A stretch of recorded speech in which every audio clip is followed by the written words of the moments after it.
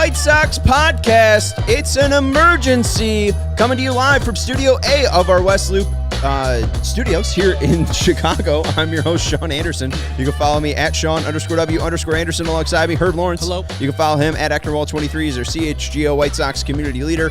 And with us from Guaranteed Rate Field, Vinnie Duber, our CHGO White Sox beat writer. And you can read his latest article at allchgo.com. It's talking about this urgent topic. Herb had to leave the G-Rate. He was going to see this nice, beautiful new documentary. And then as we're having all these meetings here at CHGO, we see the Twitter update from Vinnie Duber that the White Sox have made it official that Kenny Williams and Rick Hahn have been relieved of their duties. Let's get right into the statement, and we'll get reactions from Vinnie and Herb. The Chicago White Sox announced that Ken Williams, Executive Vice President, and Rick Hahn, Senior Vice President / General Manager, have been relieved of their responsibilities effective immediately. Quote, "This is an incredibly difficult decision for me to make because they are both talented individuals with long-term relationships at the White Sox," said Jerry Reinsdorf, White Sox chairman. "Ken is like a son to me, and I will always consider him a member of my family. I want to personally thank Ken and Rick for all they have done for the Chicago White Sox, winning the 2005 World Series and reaching the postseason multiple times during their tenures.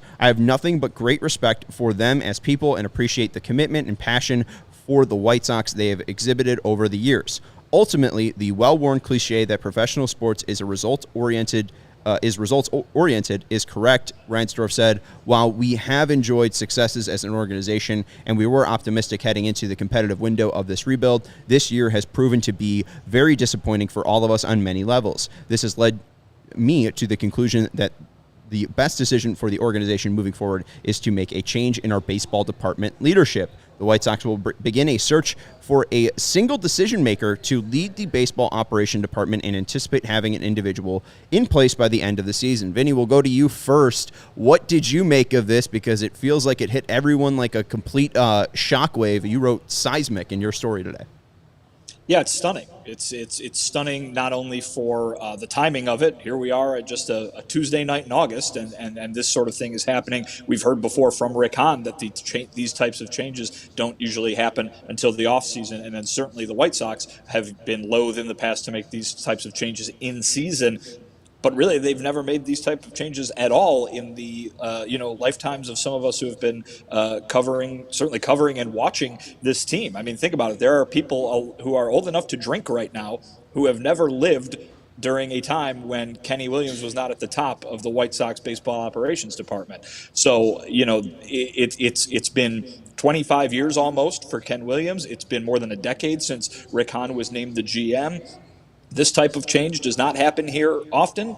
Certainly that's been the case in this century, and for it to happen at all is shocking enough in its own right, but for it to happen tonight, an hour before first pitch in the middle of August is even more shocking. So yes, this was out of nowhere. I know people, fans, commenters have been saying, oh, it's about time. They've been begging for this all year and longer, into last year even, but the big takeaway here is it happened, and it is surprising that it did so. I'm still in shock. I was telling Vinny he secured credentials for me for the documentary I was going to watch today about the White Sox iconic SOXO Old English hat and how rap guys or hip-hop artists used to wear it all the time. Parking in Guaranteed Rate Field, literally get a message in my thread that they got fired, and I just was in shock, and I'm still trying to process it. I've been asking for this for a while. We've known this for probably since last year that both of these guys get fired, especially Rick Hahn, and I wasn't expecting it at all. Not even in the offseason. To happen right now in August is just mind-blowing, and it must have gotten really bad. Jerry Reinsdorf must have got embarrassed by something that happened, either the poor play that's happened subsequent to the trade deadline or all the bad stories that have happened, the Keenan Middleton thing where there's no culture. So I am just shocked, kind of happy that there's accountability, not happy that these two men have lost their job because, it's their livelihood. They have to find somewhere else to work. So I'm not happy that the actual people and their families don't work for the White Sox anymore, but accountability is finally at 35th and Shields, and it's about damn time. Yeah, no, it's about damn time. Like I said yesterday, I mean, Rick Hahn is a well-educated man. He'll be fine. I'm not too concerned about him and Kenny Williams or Ken Williams after today. Again, they likely, again, for having jobs for 25 years long, hopefully have saved some money. Ken probably owns his house. He's probably fine. They're probably going to be all good. This needed to happen. And like Vinny said, you mentioned, Kenny's been at helm for 25 years. Like, I am 26 years old. Like, my White Sox fandom has just been engulfed by Kenny Williams and Rick Hahn. So I am very, very relieved that this happened. I am shocked, like you said, that this happened.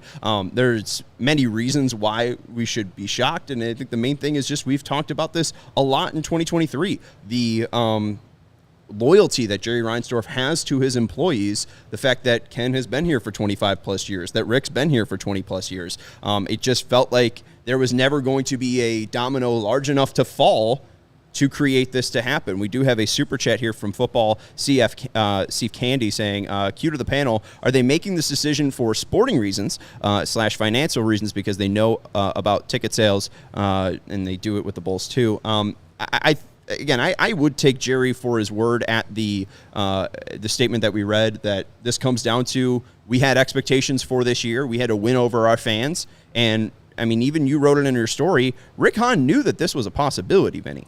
That, hey, when you don't have the results that you stand up to, saying we're mired in mediocrity and we're looking to compete in this window, and you fall as short as they have, it's not too shocking that a change like this could be made. Yeah, you guys going to have to pull me down real quick. They're opening the windows in here. I got to find a new spot. Okay, that's fine. All right. But as Vinny was saying, though, or as I was trying to get Vinny to go to, Rick said it was the nature of pro sports. And again, it goes to the fact that the White Sox haven't been able to capitalize. The White Sox in the past 10 seasons have had 4 of their worst seasons in franchise history in 123 years of baseball. Like, this has just been sadder than sad, lower than low, more pathetic than pathetic. Like, this has just been ugly, ugly baseball. And we honestly, at least personally, I just didn't think Jerry cared enough about the team. I didn't think Jerry had enough motivation to make a move, and he proved me wrong today. I was talking to a couple of people yesterday, Ian and Danny from Daily White Sox, and I was thinking to myself, Mike Ilitch, the former owner of the Detroit Tigers, and I think also the Red Wings too, he went out with the bang. He spent all the money he could in his final years to try to have the Detroit Tigers win another World Series. They had won one in 84, haven't won one since. But he pushed the pedal to the metal, threw a bunch of money at the team, and tried to get them a championship. And so when he finally passed, Detroiters are like, okay, the legacy of Mike Ilitch is a good one because that man tried. He tried hard to make sure that when he left this earth, that his ownership was one of trying, one of doing. And I'm sure that Jerry probably has some of that in him too, because if he were to sell this team at any point, if he were to do anything, to get rid of the White Sox off of his ledger, the White Sox fans and the Major League Baseball fans as a whole would say that his tenure as a White Sox owner was a failure, a huge failure, because only one World Series. And I said last night that he and the 2005 World Series was the worst thing and the best thing to happen to the White Sox. It's the best thing because, of course, 11-1 in the playoffs. It was a glorious run to the playoffs. But also the worst thing because Jerry's been chasing that ever since. To do it the way that he did it in 2005. It's 2023. Baseball's not played like it was in 2005. Money is much different than it was in 2005 than 2023. And so I say that Jerry probably realizes, I don't know what his health situation is like or anything like that, but I would say that he realizes that he doesn't have that much time left on this earth, and he wants his legacy to be a little bit better than it was right now. And being 27 games under 500 will not suffice for him. Even that 81 and 81 was embarrassing. Being this bad and being the laughingstock of Major League Baseball, this is what it took to get him to move on Kenny and Rick. Just like that ESPN First Take where they had an audience with the Chicago as the All-Star game in 2020, and they embarrassed them. They embarrassed the Bulls. They wanted to fire Garpax. And then that offseason, they finally fired Garpax. I think that's all Jerry needs is just embarrassment on a national scale. And the Keenan Middleton thing brought it. A lot of other stories brought it. The last year with Tony La Russa brought the embarrassment. And so I think he is just like, that's enough. 27 games under 500. I've been a loyal guy. None of those two guys don't say that Jerry hasn't been loyal to them because they've got these jobs and kept these jobs for way too long. And we are now rejoined by Vinny, who, again, is out at Guaranteed Rate Field. Make sure you follow Vinny on Twitter at Vinnie Duber. He'll be obviously providing any more updates that come from Guaranteed Rate Field today and throughout the week. And when you bring up, the possible embarrassments for the White Sox organization, you bring up the Middleton thing, you bring up the TA thing, you bring up the apparent Grandal-Anderson altercation that might or might not have happened. And the other thing, Vinny, before you got off, was a question about financials, and we've looked at the year-over-year attendance this year. You look at the difference year-over-year from 2022 to 2023. They have the largest differential in all of Major League Baseball, around 179,000 people not coming to the park. What do you think was the culminating factor that led to this domino finally falling? And I try to lead you towards the Rick Hahn quote that you put in your story there too.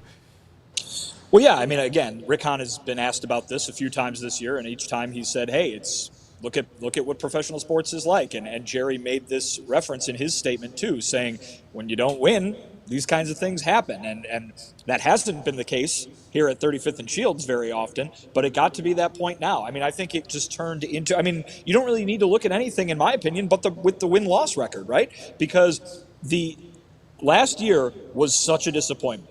They were on the upswing, 2020, 21. First time in franchise history they go to playoff in back-to-back years. Then last year happens, they finish 500. Oh, my God, it's the end of the world. Everybody in our comment section was running around like nothing could get worse than that, right? Well, guess what? They're 27 games under 500. They're real bad. They're real bad. And it's much, much worse than last year. Forget for a second where they were supposed to be. Look at just where they were last year. They're not even anywhere close as that good. And so the culmination is, hey, this thing didn't work. And I think that you can look at a rebuild that yielded a core that has been nothing but hurt and not performing to their expectations, with the exception this year of Luis Robert Jr. and last year of Dylan Cease. Really, outside of that, there's been nothing to meet those expectations. This has gone awry. And yeah, there's all this off the field stuff. As I wrote, less than 20 hours ago, I wrote about how it's this just endless wave of off-the-field headlines and off-the-field stories, and it all adds up to this. And, we're surprised because of the way that this franchise has operated in the past. But I think if you look around not just baseball, but the four major sports in general, this is the kind of thing that happens when stuff like this piles up. We got over 500 people watching, so thank you, everyone, for supporting us today. It is huge news, and again, we are going to be here with you all day, every day. We got shows for every single team here on CHGO. We're closing in on 35,000 subscribers, too, so if you want to join the community, make sure that you are hitting that subscribe button, and you're not missing out. And hit that notifications bell so you can know that when we do an emergency podcast like this, when they're going to hire the new guy, we're going to do another emergency podcast that day. Bingo. Well, I'll jump in there because I think that's a very interesting part of this whole thing, too. It's not just that Rick and Kenny are out, but the new guy or gal, whoever comes in, is going to be here by the end of the season, is what that press release said. They want a single voice. They don't want to do this whole two-headed monster thing like they just done for the last 10 years, It's going to be one person, and that hire is expected to be made sometime in the next month and a half. So, and to take that segue, we got two reports, one from Bob Nightingale. If the Chicago White Sox stay internal for GM, Chris Getz is a leaning candidate. And then Bruce Levine of 670 Score also said both assistants GM Chris Getz and Jeremy Haber are highly thought of by White Sox chairman Jerry Reinsdorf. Getz has flourished as minor league director. Haber has stepped into important role as contract negotiator and metrics expert. So flourished. Maybe I don't know the definition of flourished. Whatever. It's a check the White whatever Sox. floats Bruce's boat. Check the White Sox minor league. What do we take away from that idea of a single leader, though, Vinny? If you want to take the lead on this, like you said in your story, I mean, Rick Hahn has been the GM since 2016, but we've seen him and Ken collaborate, right? It was never just... He's been the GM since 2012, Sean. Oh, my bad. Okay. He was the GM since 2012. Yeah. You're right. You're right in that everything that we've heard from Kenny and Rick has painted a picture of a duo that was working together on these things. Different responsibilities, perhaps. Certainly, Kenny Williams was always talked about as having a really good scouting eye, and that his evaluations from that perspective were always brought into this. Whether they were signing a guy like Jose Abreu or Luis Robert Jr., those were mentioned. He was mentioned in those acquisitions, you can say. But certainly Rick Hahn, since 2016, when they started this rebuilding effort, has been the guy who's been front and center as the decision maker on that front. And so to have two people basically running the show is sometimes not as good as one. And so if they can have a single voice, a single person making the decisions, that might work out better. And but it's not, it's not necessarily what's been replicated everywhere else. You look to the north side, they've got a big boss as well as a GM. They've had that for a whole long time now. It's worked and not worked for them, right? This has probably worked and not worked at times for the White Sox. So they're going to, but they have made it clear they're going to go find one person to run the show here and make the decisions moving forward. And I do think that that's very interesting. I would say, yeah, one person running the show, which is much more smooth. You know who's doing the moves. You know what the final decision comes to.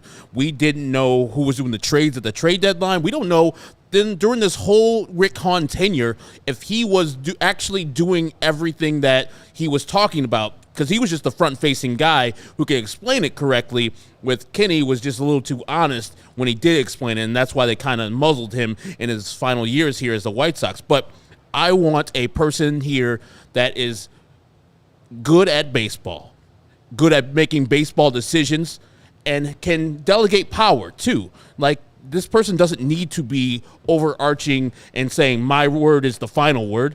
I like a person with collaborative effort. And then at the end of the day, yes, that person makes the decision, but having this nebulous who is doing the decision is always going to run into problems. I'm sure Rick felt that Kenny was way over his head. And I'm sure Kenny felt that Rick is getting way too much shine for stuff that he did. That's why Kenny sometimes would say, hey, I'm the one who scouted Jose Abreu. I'm the guy who went out there to Cuba. And he would make it known that he was doing the stuff instead of Rick Hahn, who was getting most of the credit during the rebuild. So one centralized person, so you can give the credit and or blame to, can talk in front of the media every once in a while to let the fans know what's going on with the team, but no more of this two-headed monster. The person could be head of baseball ops and then have a general manager, but that person is like what Jed and Carter Hawkins are. Jed's the actual boss in the Cubs. Carter does the day-to-day GM stuff. Yeah, and there's been a lot of names thrown out in the chat, too. We're not really sure exactly who's going to be leading this ship come the end of the season. We'll obviously be able to figure out more names. I know David Stearns has been thrown out there. I know James Click has been thrown out there, I think, right? The former Astros GM, David Stearns, the former Brewers GM, right? There are names that used to be at organizations. I guess my one concern, though, and I don't know if you have this concern as well, just knowing how the White Sox operate, the fact that they've made this firing, and then not even an hour later, we already have reports that, we're looking internally.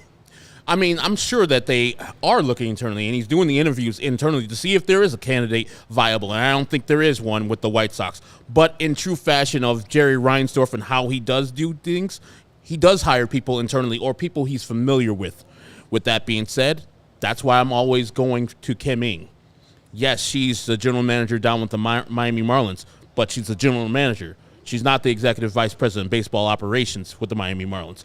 That's a step up if you become that with the White Sox. And Kim Ng was here in the 90s with the White Sox for, I think, 5 or 6 years. So Jerry knows how she operates, and also Jerry is on the front of hiring minority candidates. I mean, he does that with a lot of his hiring. Like, he's very good. He talks a good talk, and he walks a good walk. And so Kim Ng's done very well down there in Miami. If she was to get an interview or she was to get considered, I would be 100% for it. I'm not for Chris Getz, Katie Williams Jr., Jeremy Haber, any of the people who have been here, because Chris Getz was underqualified for the job that he's got right now.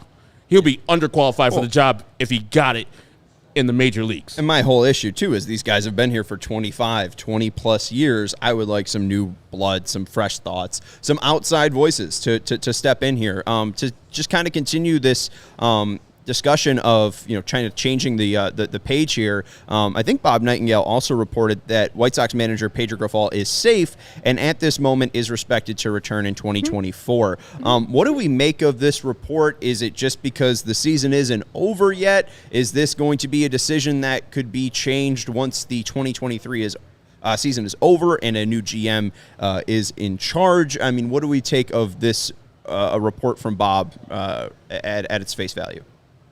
Well, again, I think we've been talking about all throughout this show the way the White Sox normally act and the way that pro sports teams normally act. Pedro Grifol's a first-year manager who didn't, rise up with this team being built. He was dropped in with and was told, "Hey, make this work," and it might and he has not made it work, but how much of that is him not being able to make it work and how much of it is nobody would maybe be able to make it work?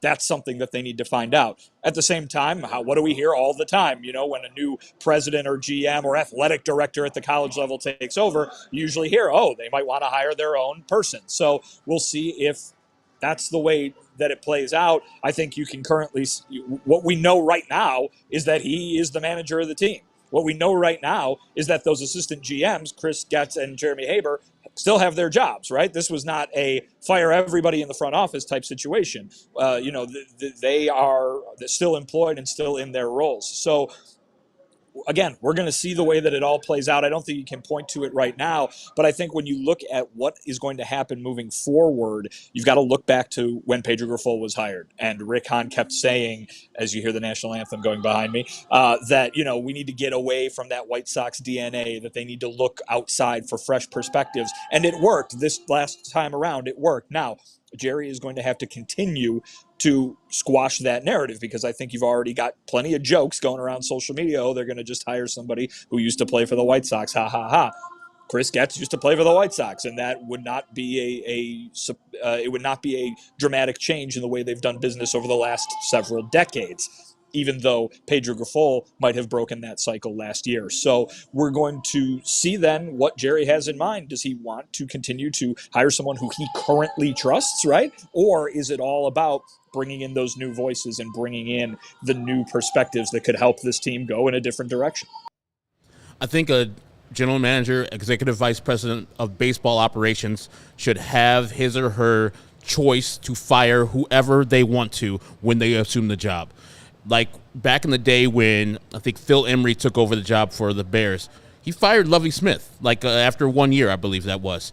Fired Lovie Smith and made a change. It wasn't the better change because he got that bum Mark Trestman. But if you're starting off anew, you get to get your people underneath you. So if this person comes in, and I hope it's not contingent of, hey, we'd really like to keep Pedro Grifol. If I was a prospective general manager or executive vice president of baseball operations, hell no.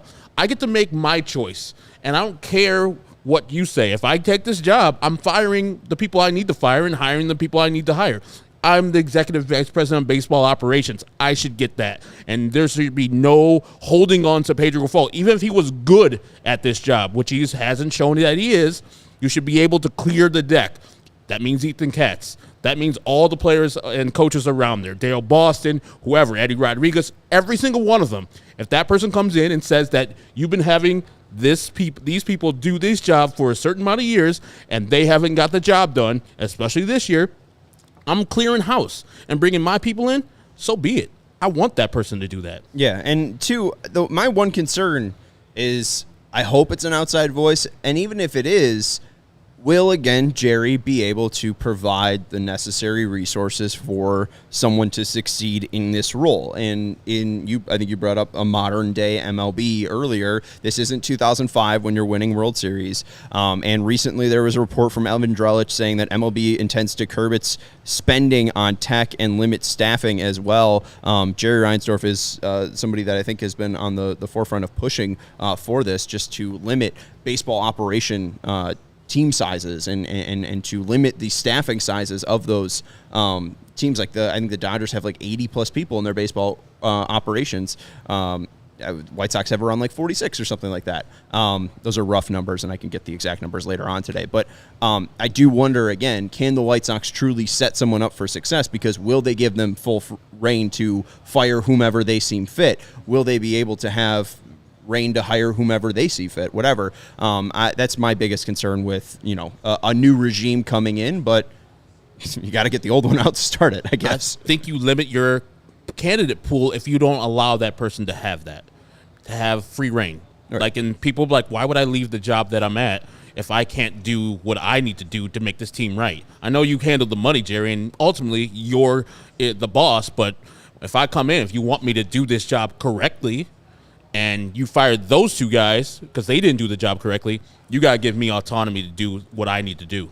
Yeah, and two, I mean, there was obviously when they had the managerial search, when Pedro Grifol was hired, one of the guys that was rumored was Joe Espada, and it said that he took his name out of the running. And if I could guess or have my own opinion, I would think that, again, the Astros come from a place of technology. They come from a place of analytics. They come from a place of trying to push the envelope and understand the curve of baseball.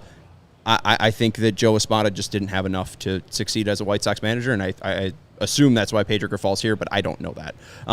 And two, like, again, I do think Pedro is likely going to be gone after this year, just because it wouldn't make sense, unless it's a Chris Getz or a Jeremy Haber, for Pedro Grifol to stick around, because we saw Rick Hahn beaming when he introduced Pedro Grifol, but that was because he was looking for a certain criteria for this roster, for a certain, moment. I feel like that moment's passed. I'm not sure how you feel with that, Vinny, but, when you look back at all the things and all the criteria they were looking for this offseason for a manager, does this team still need that? Well, what strikes me is that everything we've heard from Rick Hahn about the direction of this franchise is immediately, for lack of a better term, up for grabs, right? I mean, does the new person come in? Do they think contention is viable in 2024? Do they look at the roster and see that they can still get something out of this core? Do they come in and say, wow, guys, we need to do this completely over again? You know what I mean? Do they see that? Or do they say, hey, let's go out and spend some money on some starting pitching, and we're in it for 2024 and 2025. Because remember, just because you fire Rick Hahn and Kenny Williams doesn't clean all the salaries and contracts that they agreed to with players off the books. This team, from a roster standpoint, is still in the exact same spot now as it was 2 hours ago. And a new person coming in, though, is going to have different opinions on what that means. And so not only are we expected to see the team hire a new boss, basically a new decision maker by the end of this season, that decision maker is going to have a new direction for this team. Whether how dramatically different it is, we don't know, but it will be their own, and they will have a new direction for this team heading into the offseason. We don't know who that's going to be and what they think of what this roster currently looks like, but that's going to be the biggest and most important question when they come in. It's not, how much money are they going to spend or convince Jerry to spend on more baseball ops people or yada, yada, yada. If it's all about winning, if it's a results-oriented business, like Jerry said it was in the statement that he put out today, what are they going to do to get results right away, and do they think they can get those results right away? I'm still rummaging through my mind about, if you fire a person and two people today in August, why would you let those two people do all the trades that they did 23 days ago? And it just, like, what happened in those 23 days to make the decision different? Like, if you were going to do this eventually, you would not have those guys do the decisions that they did, because they altered the trajectory of this team going forward. Like the Jake Burger, Jake Eater thing, I know a lot of people are very, very mad about that trade. I'm not mad about the trade because I saw the vision. I see exactly where it's at. People are looking at the results of Jake Burger and how much control he has, but they let Kenny and Rick do those trades, maybe knowing that they were going to make changes either at the end of the season or not, but he pulled the trigger today. It just seems like, why would you let them do that if you're going to have change eventually? I would just tell them, hey, pause. You guys are not doing those changes because you're not going to be here. And maybe he didn't want to tell them that, but it's just odd to me. To your point that you made earlier, what's happened in the last 23 days? How long do we got? I mean, there has been a litany of headlines and poor play and everything. So much has happened in the last 23 days. Are you kidding me? Like, yeah, they were still very far under 500, but I mean, come on. Whether it's the fight, the Middleton stuff, we've got the addressing the Nightingale report yesterday, an hour before the move the team to Nashville report comes out. I mean, this has been so much. Liam Hendricks has gone down with Tommy John surgery. Everything has happened in the last 23 days. And if you are of the opinion that this needed to reach a certain point for Jerry to make this decision, well then. They're in a much different point today than they were on the day of the trade deadline. I do just wonder, like looking back at yesterday's conversation about them addressing the Nightingale report in USA Today, is that odd now that they're saying like, oh, well, we're just going to do what we normally do at the end of every season, have typical interviews like, I mean, the next day they're like, yeah, everyone's fine. Well, I'm sure like, did they have interviews yesterday and then, Rick and Kenny were out the door? Like, that was pretty bang. I don't know. I mean, to what Vinny has said and what Rick has said in these press conferences, they don't make decisions like this often where they fire somebody in the middle of the season. This is very unlike the White Sox and Jerry Reinsdorf. And so that's half of the shock. And then, yeah, I guess with any what you said, like the 23 days subsequent are just like there's been a lot of embarrassment packed into those 23 days. And the White Sox have been kind of a laughingstock of the whole Major League Baseball. And even these last 3 games or 3 of the last 4 games where they're getting housed by teams, well, the Mariners are good, but the Rockies are no damn good. And maybe he just made the decisions like, you know what, this team is listless. They've already given up on the manager that Rick Hahn picked, so let me pull the trigger before it gets too late. Maybe he was thinking sunk cost fallacy. Why keep him around here?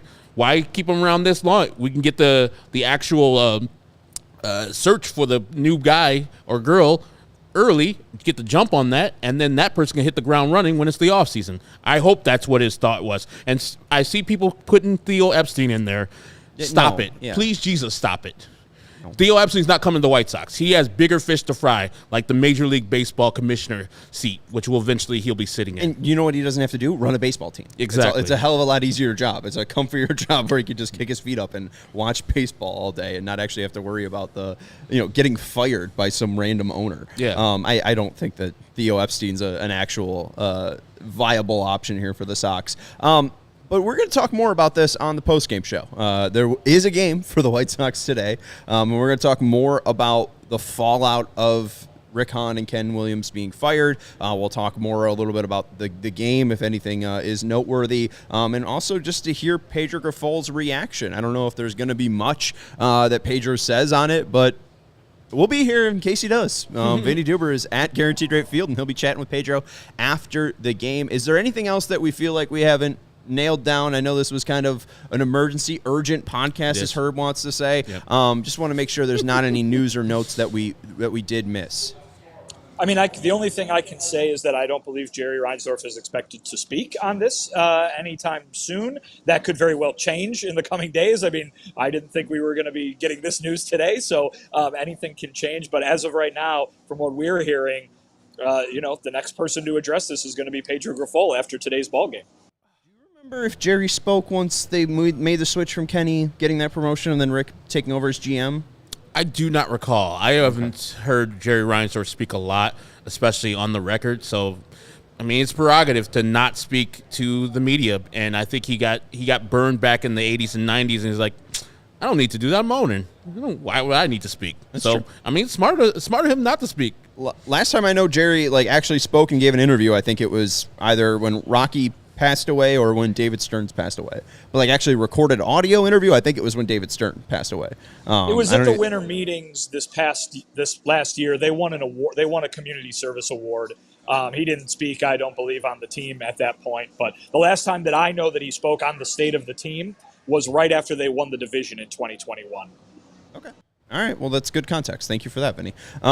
So yeah, we'll see if not Vinny, Vinny just spoke. We'll see if Jerry says anything, and obviously we'll bring that to you on our post game or on any of our social medias at CHGO_White Sox, at Vinnie Duber, at Ecknerwall23, at Sean_W_Anderson. We got over 163 likes. We got a ton of people watching. We appreciate everyone for joining us on this emergency podcast. We will be with you post game as well. Mike Clevenger, who's starting for the Brian Wu. Yeah. Mike Clevenger and Brian Wu are the starting pitchers for the Mariners and Sox tonight. That game is just started. It's a minute underway. So, Vinny, why don't you turn yourself around and go watch some baseball? That's Vinnie Duber. You can follow him on Twitter at Vinnie Duber and check out his brand new piece at allchgo.com covering this exact topic, Ken Williams and Rick Hahn being relieved of their duties. That's Herb Lawrence, our CHGO White Sox community leader. You can follow him on Twitter at Ecknerwall23. You can follow the show at CHGO_White Sox. You can follow me at Sean_W_Anderson. Make sure you're subscribing to the CHGO Sports YouTube channel and hitting that notification button. We are closing in on 35,000 subscribers. Make sure you're joining this ever-growing community. Thank you all for watching. We'll see you later on tonight. Go Sox!